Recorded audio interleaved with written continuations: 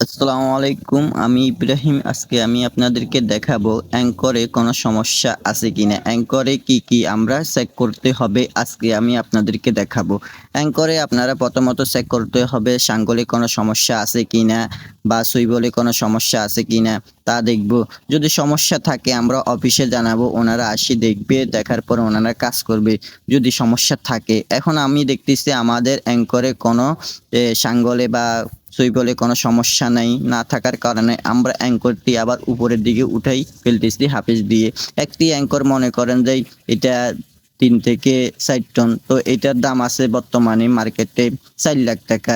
এই ৳৪,০০,০০০ মনে করেন যদি পানিতে পড়ে যায়, কোম্পানিরে অনেক জবাবদিহি করতে হবে আমরা। তো তার জন্য আমরা আমাদের দায়িত্ব যেটা ওইটা আমরা পালন করে নিচ্ছি যে কোনো কোম্পানিরে আমরা কোনো জবাবদিহিতা না করতে হয়।